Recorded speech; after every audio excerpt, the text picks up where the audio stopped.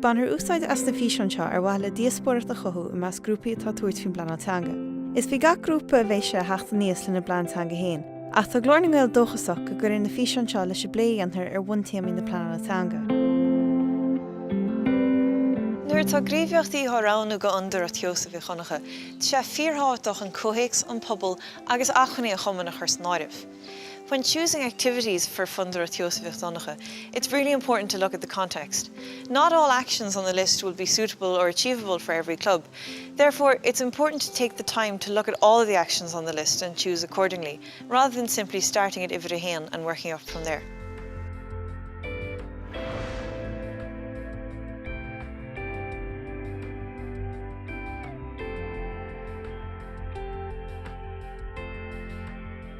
Tá golóir daoine anseo le Ghaeilge. Sin an rud déanana handaine a scoileocht anseo sa deis ceart, so tá Ghaeilge de cinenne le an acu, agus an rud atá muideanna géirí a dhéanú ná deis a thuirstómh an Ghaeilge sin á amach.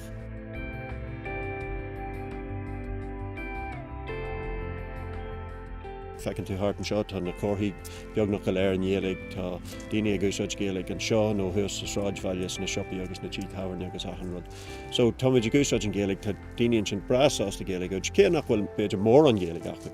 Céannach bhfuil muinní acu, sin is tóg an rud is mó sa ceanta seo na daoine le beag an Ghaeilge nó smuoinín bhfuil beag an Ghaeilge acu, an faibatá acu ná muinnín níl siad sásta í úsáid. Ach an rud atá muideanna a géirí a dhéanú an seo ná deis a thuirstómh an Ghaeilge sin a úsáid.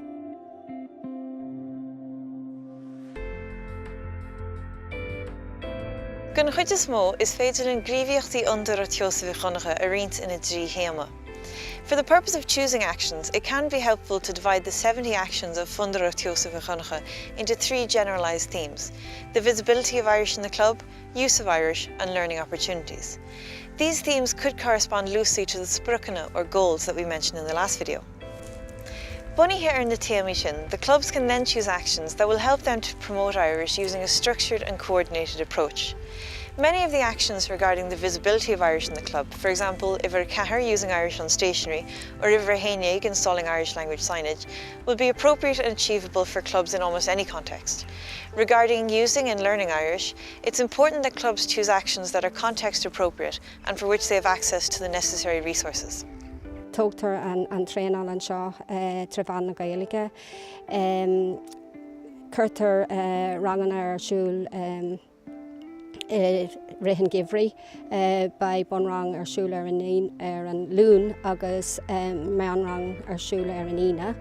Agus is féidir le daoine sa club páirtead lacu sná rang na sin, agus is féidir na muintir an phobal man na bhfuil siad sa club is féidir lo páirtead lacu sná rang sin freisin. Gach bliain leagmuid páirt sa scór, agus gin muid iirecht gcónaí Ghaeilge úsáid có fada is féidirlinn mar hampla sa drama. Curmar drama gáthangach léirimar drama gáthangach cúpla bliain ó hin agus thuamar an craobhla agus thuamar go dtí craobh na hÉireann. Ar deire, le cinntiú nach bhfuil fuinniúthach ormú, beidh sé tábhachtach súla chineal ar dulchan gcín I gcás gach gríomhheachta. In order to avoid wasting energy and resources, it's important to ensure that all actions are being implemented as effectively as possible. When choosing actions, the club should set out practical methods of monitoring the implementation of that action. If it becomes clear that a certain action isn't being implemented effectively, the club should be able to make adjustments or replace that action with a more appropriate one. This will ensure that the club makes real progress with Fundar at Teosa bhí chonacha and doesn't end up stuck in a rut. Well, is tógad sin an rud tá sé deacarí a bheas just ag an bumite seo ó thaobhann fear an sínseo ar a leiad be muid ábhail é agháil dá muid an páirtead lecha go mórtas peile na Gaeilge, tá sin cinenne léim agus masúnú go maiid. Tá sé deacar na level níos óige ná sin is tócha. Ach sin rud atá muid a géirí a dhéanú. Ná fiú just a géisteach teacht an seo nuair atá tréanáil ag dul ar dul thart agus rudí mar sin.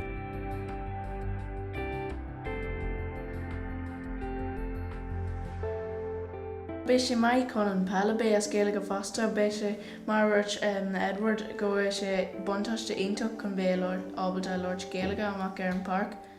agus ní bé an fuór an eile ábalte muide heiscins fásta. Pointe má? Well, ní éimrí an pell agus ceapam go méoch ihe scannaíocht trí Ghaeilge, scanán as Ghaeilge a chur fáil do daoine óga. Is rudí mar sin tá sé có simúil có difriúil agus bheadh an sim agam féin I rudí mar sin. An rud is mód an club seo ná an pobl atá hartaring. Ní féidirling rud a bí a dhéanamh seo seachas goil siad san ar board.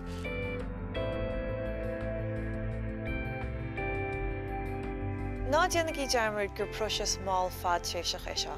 Lastly, it's important to remember that this is a long process and that very few results will be visible overnight. Monitoring progress will encourage club members to continue their efforts and keep their mission up. The aim of Fundaras Joseph Donnacha is to help and support clubs achieve their own visions and to provide practical advice at every step of the way. So biggie ulvinach, biggie practical, agus gnaidri live.